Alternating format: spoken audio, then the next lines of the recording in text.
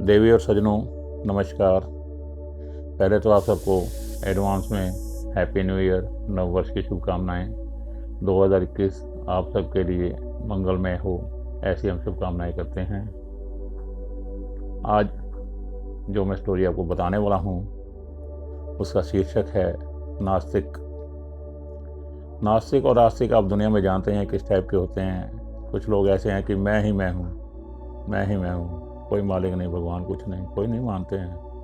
ये तो आप भी जानते हैं, कहीं से आपका भी वास्ता पड़ा होगा जो भगवान को नहीं समझते। ऐसे ही हमारे अशोक कुमार जी केमिस्ट की दुकान चलाते थे।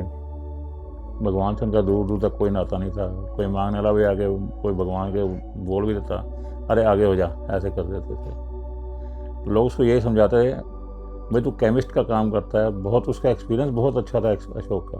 उनको बैठे बैठे पता होता मेरी कौन सी दवाई कहाँ रखी है, जो सी दवाई चाहिए फट वहीं से हाथ मार के दवाई निकाल देते थे। क्योंकि काम करते करे 15-18 साल हो गए थे। जिस दिन दुकान का मुहूर्त हुआ था, उनके पिताजी ने अपने हाथों से श्री कृष्ण जी की मूर्ति अंदर रखी थी, पर उस बंदे ने कभी उस मूर्ति के ऊपर कपड़ा भी नहीं मारा कि ना मेरा काम ऐसे चल रहा, मुझे ज़रूरत नहीं है किसी की, ना मैं भगवान को मानता हूँ, सब ठीक। उनमें एक ऐप था कि वो ताश बहुत खेलते थे। जब फ्री होना ताश खेलने लग जाना, 2-4 बंदे बुला कर ताश खेलने लग जाते थे। एक दिन की बात है, शाम के समय बारिश हो रही थी, हल्की हल्की मध्यम मध्यम बारिश थी। अब दुकानदार को कुछ काम तो था नहीं, मार्केट में आराम से बैठे थे। वो बैठे बैठे अभी 10-15 वो कहता यार चलो ताश खेलते हैं। 2-4 बंदे अड़ोस पड़ोस के बुला लिए, शौकीन थे जो, वो भी बैठे थे। अभी ताश खेलने ही लगे थे कि उधर से लाइट चली गई। मूड ख़राब हो गया, यार ये क्या हुआ। चलो दुकान में इमरजेंसी लाइट जलाई, बैठ के थोड़ा वो जैसे खेलने का मन बना रहे थे। अभी एक बच्चा भागता भागता आया, बारिश में भीगा हुआ था, जो हल्की हल्की बारिश हो रही, भागता आया, अंकल अंकल मुझे पहले दवाई दे दो, मेरी माँ की तबीयत बहुत ख़राब है। तो बड़े अनमने मन से उठे, क्योंकि ताश के ऊपर से उठना ना बड़ा मुश्किल होता है ताश खेलते हुए कि बाजी मेरी ख़राब ना हो जाए। पर काम तो काम ही था। वो बच्चे की आवाज़ सुन के उठे, अच्छा लगा, पर्चा देखा तो जहाँ दवाई पड़ी होती थी उठा उसको दवाई दे दी, पैसे दे दिए। और बच्चा कहता अच्छा अंकल बड़ी मेहरबानी, मेरी माँ ठीक हो जाएगी, बाजार बाकी तो बंद होता है यार, आपकी दुकान खुली थी। तो मैं कहा चलो शुक्र है दवाई मिल गई, मेरी माँ ठीक हो जाएगी। वो दवाई लेके भागता गया। अभी वो दवाई लेके लड़के को 5-1 मिनट हुए थे, लाइट आ गई। जैसे ही लाइट आई, अशोक कुमार का दिमाग एकदम खड़क गया। कहता यार मैंने उसको दवाई कौन सी दे दी थी, अभी थोड़ी देर पहले तो मेरे को एक बंदा वापस दे गया, तो रेड कलर दवाई थी और मैंने उसी खाने में रखी थी। ओहो, देखते कि रेड कलर दवाई मैंने उसको गलती से दे दी। उसके तो पाँव तले ज़मीन निकल गई, ये क्या हो गया। तो सोच रहा था काम कुम नहीं है, मैं दुकान बंद घर चला जाता हूँ। अब ये सोच रहा था और उसके दिमाग में ये विचार कौन गया। कहता बच्चा तो बड़े विश्वास से दवाई ले गया कि मेरी माँ ठीक हो जाएगी, वो तो चूहे मारने की दवाई उसमें जहर होता है, वो तो माँ उसकी मर जाएगी। उसके पाँव तले ज़मीन निकली, वो बच्चे को जानता भी नहीं था कि बच्चा किनका है। बड़ा परेशान, करूँ तो करूँ क्या, करूँ तो करूँ क्या, दिमाग घूम रहा है, क्या करूँ क्या करूँ। सामने उनको श्री कृष्ण जी की जो मूर्ति, कभी इसके कपड़ा भी नहीं मारा था, उसकी तरफ उसकी नज़र गई और अपने पिता के अल्फाज उसके कानों में गूंज रहे थे कि बेटा ये सबका पालनहार है, जब कभी दुख में हो हमारी बात तो मानता नहीं, कम से कम इनको अर्ज करके देख लियो, फिर यह ज़रूर कबूल होगी। क्यों, ये सर्वदाता हैं, सर्वव्यापी हैं।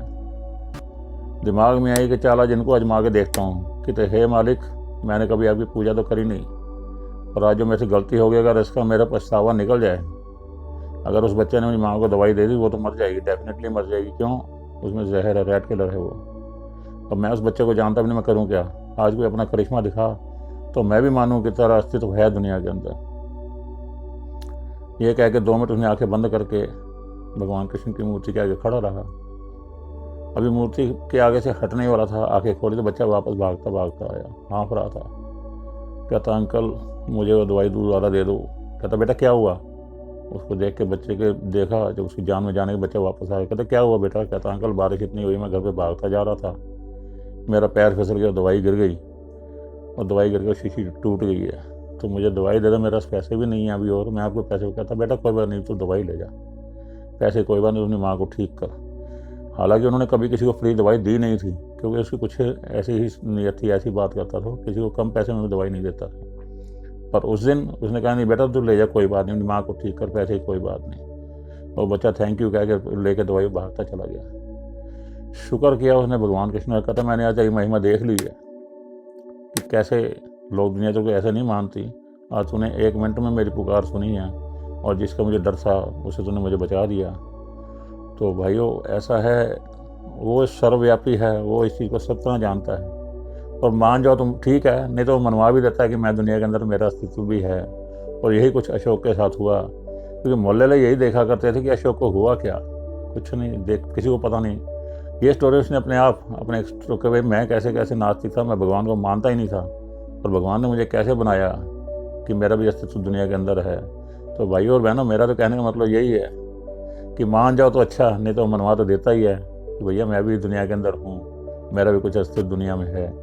तो आशा करता हूँ आज ये मेरा मैसेज समझ गए होंगे कि उसकी कृपा के बिना कोई काम ज़िंदगी में हम चला नहीं सकते, और तो और हम अगला श्वास भी नहीं ले सकते उसकी कृपा के बिना। जो उसने श्वास दिए हैं उतने के उतने ही हैं, उससे एक श्वास भी ऊपर हमारे पास नहीं जा सकता। जितने मर्जी हम शेर हो जाएं, बड़े बड़े सूरमा हमने देखे, जब गए तो खाली हाथ, बस फ्लैट है। अपने आप तो उठ के बंदा शमशान भी नहीं जा सकता जब भी 4 कंधों की ज़रूरत होती है।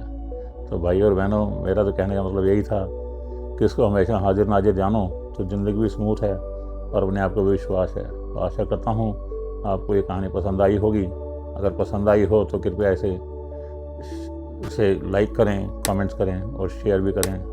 धन्यवाद, नमस्कार।